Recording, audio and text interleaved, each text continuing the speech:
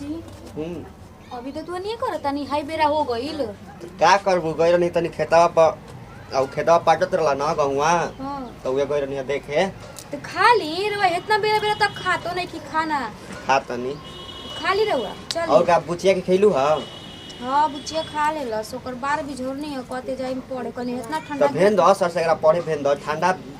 ठंडा लागत हम तो कने के ढेर ठंडा लागत जाए दे 2-4 दिन रहे दी मत जाए दी 2-4 दिन रहे दी ना ना बुचिया जाती तो भेन दो ठंडा लग जाई तब रो ओइसन बतियावत नहीं ठंडा लग जी हां तब ठंडा ना लगी जतना अभी सोचत तलू ना वो वैसे ही जिंदगी भर ओकरा बारे में सोचत रहिए ठीक ना कबो ओकरा मतलब ई ना बुझाओ कि ओकर माई नहीं खे ऐसे काहे कहतन जी हम ओकर माई नहीं खी माई हूं ना तो माईए लेखा रही ठीक ना ना तो कितना सुन ले भाई माई तो हमार बियाह ना कर देते रहे कहते ना मत कर बियाह अपना बेटी बेटा से बढ़ के ओकरा के प्यार दुलार दे तो जा चाय वाले के अब हम आवत नहीं जल्दी मुंह धो के आई चाय बन गेल बा कहां जात रहो कल पर उ जात रही हाथ मुंह धोए खातिर ठीक बा जा तो चावर वो जल्दी आके पिंड फिर ठंडा जाए फिर गर्म आवे के पड़ी बुचियो पढ़ते इसका रे स्कूल ना जाइबे खाली घर ही पढ़बे ट्यूशन जाते नहीं खीस एक दिन मार का देता सुन तोरी ये हाले बा खाली सा माई खा देलस ये रे हैं अच्छा पापा बढ़िया ले बोला था नहीं घरी जाए दे माई तो न खाऊ अभी है आइल बे ये तोर माई भी है माई कही है नईकी मेहनत कही है न तो और ना मानी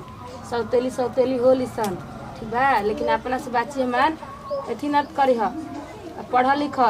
भाग भरो से कोनो नौकरी उकरी लाग जाए तो अपना जिंदगी खातिर हो जाइबू ठीक नु रोज पढ़े जो खेले में खाली रहते सहारा पो खेले न जेबे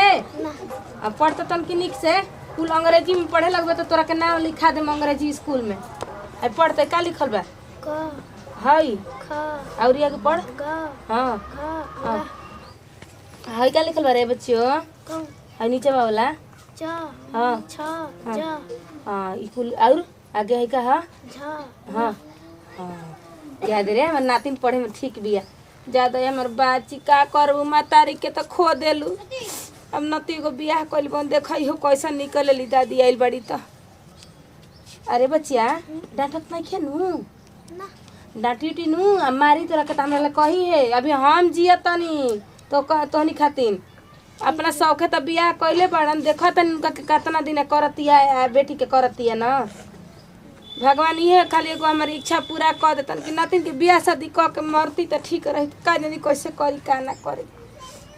मम्मी जी जो नहाले फरा कर पहन ले मम्मी जी का हो खाली जो नहाले सुन बच्चियों ले भाभी आवा है ने आवा सुन ले आवा कहाँ जाता तू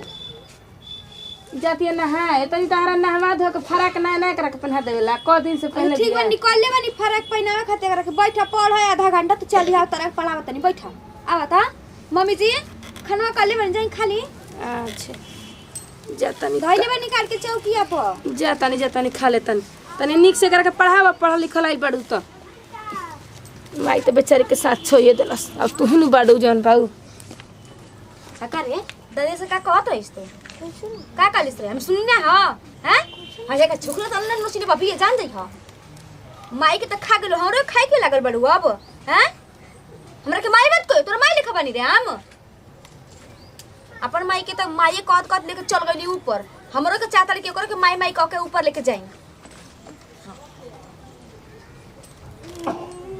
आई हो दादा है रोबतिया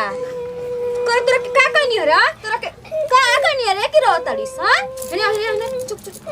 चुप रे का रोतस रे हैं का रोतड़ीस तोरा के मन नहीं हां कि तोरा के खा देनी हम बाप रे बाप है कितनी टंकी बाज बिया एकरा के मरबो ना बने करो हजे के कुछ तो कबर ले हुई रेबू अगर तन के सोच ली हां रंग नहीं तो रेबू तो रवि रे रवि मर है सब पसले से फर्जी मुंह भी रवि अगर तन को तो सोच लिए रवि हैं रवि हैं कर भी मोरे फिर माई कहती है माई कभी रे मेरा के पापा से कभी नहीं पापा से कभी रे पापा से नहीं कभी बोल कभी हैं कभी पापा से बोल नहीं तो बोलो ना तो नटिया मर जेबो अभी सोच ली हां पापा से कहबू त पापा से कहतड़ी माई से कहतड़ी जा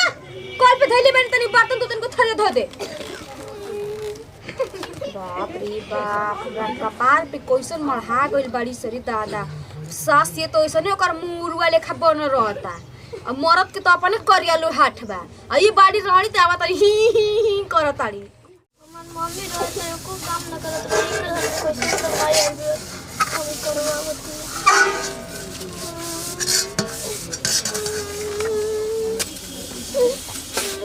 जो अच्छी बा मान से पड़ जाए कतरे ई के कहला रे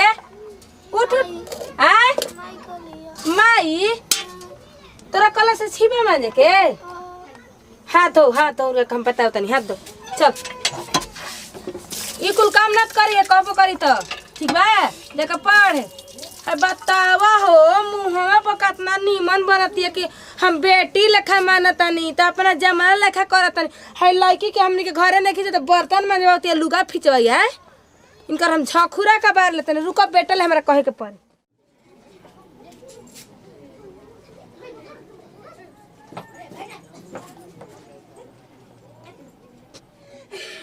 हम बेटी के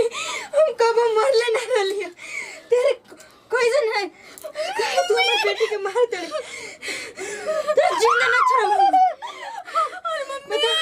हमर बेटी के ते मर गई तो कभी बेटी के मम्मी सीने से हटाइले ना रनी फिर मजाल कैसे में कि हमर बेटी के मार दे मम्मी हम को बनाई करम अरे समझ दे हमर बे